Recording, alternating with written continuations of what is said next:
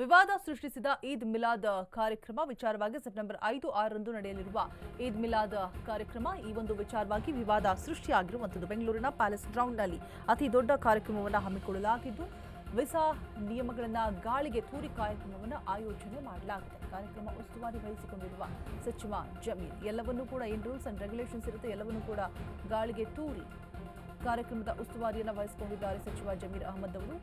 ಈದ್ ಮಿಲಾದ್ ಕಾರ್ಯಕ್ರಮ ಬೆಂಗಳೂರಿನ ಪ್ಯಾಲೇಸ್ ಗ್ರೌಂಡ್ನಲ್ಲಿ ಹಮ್ಮಿಕೊಂಡಿರುವಂಥದ್ದು ಅತಿ ದೊಡ್ಡ ಕಾರ್ಯಕ್ರಮ. ವೀಸಾ ನಿಯಮಗಳು ಏನೆಲ್ಲ ಇರುತ್ತೆ ಅದು ಯಾವುದನ್ನು ಕೂಡ ಅಳವಡಿಕೆ ಮಾಡಿಕೊಳ್ಳದೆ ಗಾಳಿಗೆ ತೂರಿ ಕಾರ್ಯಕ್ರಮವನ್ನು ಆಯೋಜನೆ ಮಾಡಿಕೊಳ್ಳಲಾಗಿದೆ.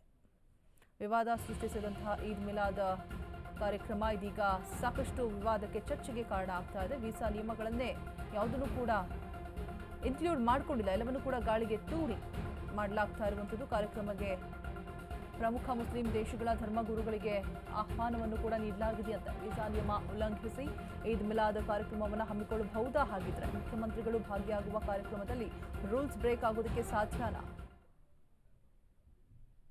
ಸಾಕಷ್ಟು ಜನ ಬೇರೆ ಬೇರೆ ದೇಶಗಳಿಂದಲೂ ಕೂಡ ಮುಸ್ಲಿಂ ಮುಖಂಡರು ಬರುವಂತಹ ಸಾಧ್ಯತೆ ಇದೆ ಅಂತ ಹೇಳಲಾಗ್ತಾ ಇದೆ. ಆಹ್ವಾನ ಕೂಡ ಹೋಗಿದೆಯಂತೆ ಈಗ ಆಲ್ರೆಡಿ. ಸೊ ಸಿಎಂ ನಿಯಮಗಳನ್ನು ಗಾಳಿಗೆ ತೂರಿ ಈ ಕಾರ್ಯಕ್ರಮ ನಡೆಸೋದಕ್ಕೆ ಸಾಧ್ಯನಾ ಅನ್ನುವಂತಹ ಬಹುದೊಡ್ಡ ಪ್ರಶ್ನೆ ಇದೀಗ ಎದುರಾಗುತ್ತೆ. ಈದ್ ಮಿಲಾದ್ಗೋಸ್ಕರ ಹಮ್ಮಿಕೊಂಡಿರುವಂತಹ ಒಂದು ಕಾರ್ಯಕ್ರಮ ಪ್ಯಾಲೇಸ್ ಗ್ರೌಂಡ್ನಲ್ಲಿ ಫಾರಿನರ್ಸ್ ಆ್ಯಕ್ಟ್ ಅಡಿ ಇದಕ್ಕೆಲ್ಲ ಅವಕಾಶನೇ ಇಲ್ಲ. ಆದರೂ ಕೂಡ ನಿಯಮವನ್ನು ಉಲ್ಲಂಘಿಸಿ ಕಾರ್ಯಕ್ರಮವನ್ನು ಆಯೋಜನೆ ಮಾಡಲಾಗಿದೆ. ಇದರ ಉಸ್ತುವಾರಿ ಜಮೀರ್ ವಹಿಸಿಕೊಂಡಿರುವಂಥದ್ದು. ಸೊ ಹೇಗೆ ಸಾಧ್ಯ ಆಗುತ್ತೆ? ಸಾಕಷ್ಟು ವಿವಾದವನ್ನು ಸೃಷ್ಟಿ ಮಾಡ್ತಾ ಇದೆ ಈ ಒಂದು ಕಾರ್ಯಕ್ರಮ. 5 ಮತ್ತು 6ನೇ ತಾರೀಕು ಏರ್ಪಾಡು ಮಾಡಿಕೊಳ್ಳಲಾಗಿದೆ, ಆಯೋಜನೆ ಮಾಡಿಕೊಳ್ಳಲಾಗಿದೆ. ಕಂಪ್ಲೀಟ್ ಉಸ್ತುವಾರಿಯನ್ನು ಜಮೀರ್ ವಹಿಸಿಕೊಂಡಿದ್ದಾರೆ. ಕಾರ್ಯಕ್ರಮಕ್ಕೆ ಹಲವು ದೇಶಗಳ ಧರ್ಮಗುರುಗಳಿಗೆ ಆಹ್ವಾನ ಕೂಡ ನೀಡಲಾಗಿದೆ. ಪ್ರಮುಖ ಮುಸ್ಲಿಂ ದೇಶಗಳ ಧರ್ಮಗುರುಗಳಿಗೆ ಆಹ್ವಾನ ಕೂಡ ಹೋಗಿದೆಯಂತೆ. ಸೊ ವೀಸಾ ನಿಯಮವನ್ನು ಉಲ್ಲಂಘಿಸಿ ಈದ್ ಮಿಲಾದ್ ಕಾರ್ಯಕ್ರಮ ನಡೆಯುತ್ತಾ?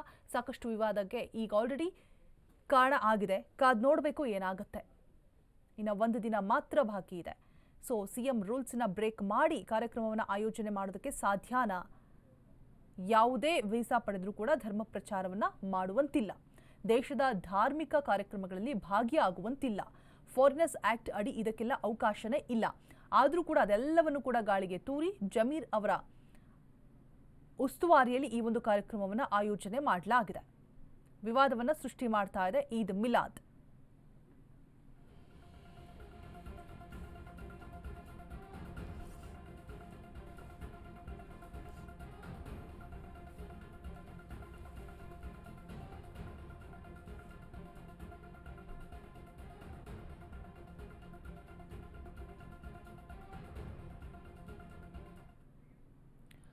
ಮೋದಿ ಕ್ಷೇತ್ರ ವಾರಣಾಸಿಯಲ್ಲಿ ಹೈಡ್ರೋಜನ್ ಬಾಂಬ್ ಸದ್ದು ಮಾಡ್ತಾ ಇದೆ. ಪ್ರಧಾನಿ ಮೋದಿ ಕುರ್ಚಿಗೆ ಈ ಹೈಡ್ರೋಜನ್ ಬಾಂಬ್ ಕಂಟಕ ತರುತ್ತಾ? ಮೋದಿಗೆ ಹೈಡ್ರೋಜನ್ ಬಾಂಬ್ ವಾರ್ನಿಂಗ್ ಕೊಟ್ಟಿದೆ ಕಾಂಗ್ರೆಸ್. ದೇಶದಲ್ಲಿ ಮತಗಳ್ಳತನ ಆರೋಪಿಸಿದ ರಾಹುಲ್ ಗಾಂಧಿ ಮಹದೇವಪುರ ಕ್ಷೇತ್ರದಲ್ಲಿ ನಡೆದಿದೆ ಎನ್ನಲಾಗಿತ್ತು. ಮತಗಳ್ಳತನ, ಅಟಮ್ ಬಾಂಬ್ನಂತಹ ದಾಖಲೆಗಳಿದೆ ಎಂದಿದ್ರು ರಾಹುಲ್. ಹೈಡ್ರೋಜನ್ ಬಾಂಬ್ ಬಹಿರಂಗಪಡಿಸ್ತೀನಿ ಅಂತ ಕೂಡ ಹೇಳಿದರು. ಈಗ ಮೋದಿ ಕ್ಷೇತ್ರ ವಾರಣಾಸಿಯ ಮೇಲೆ ಹೈಡ್ರೋಜನ್ ಬಾಂಬ್, ವಾರಣಾಸಿಯಲ್ಲಿ ಮತಗಳ್ಳತನ ಆರೋಪವನ್ನ ಮಾಡ್ತಾ ಇದೆ ಕಾಂಗ್ರೆಸ್.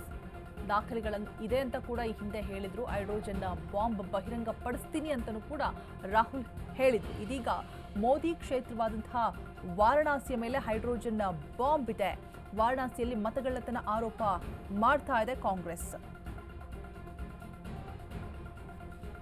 2024ರ ಚುನಾವಣೆಯಲ್ಲಿ ಮೋದಿ ಗೆದ್ದಿದ್ದು ಮತಗಳ್ಳತನದಿಂದ ಆರೋಪ ಮಾಡಲಾಗ್ತಾ ಇದೆ. ಉತ್ತರ ಪ್ರದೇಶ ಕಾಂಗ್ರೆಸ್ ಮುಖ್ಯಸ್ಥ ಅಜಯ್ ರೈ ಗಂಭೀರ ಆರೋಪವನ್ನು ಮಾಡಿದ್ದಾರೆ.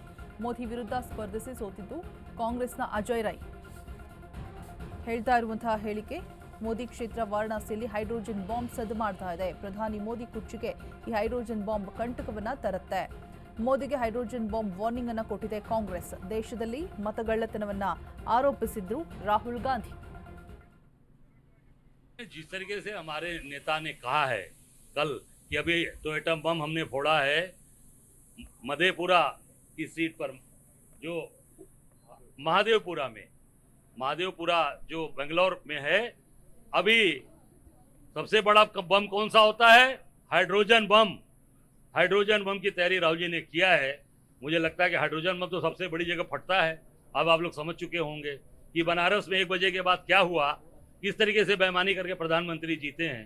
तो राहुल गांधी जी का इशारा आप समझ चुके होंगे, पर मेरी उनसे कोई वार्ता नहीं हुई, पर निश्चित तौर से आप समझ चुके होंगे कि उनका इशारा किस तरफ है। जिस तरीके से हमारे नेता ने कहा है कल कि अभी तो एटम बम हमने फोड़ा है मधेपुरा की सीट पर, जो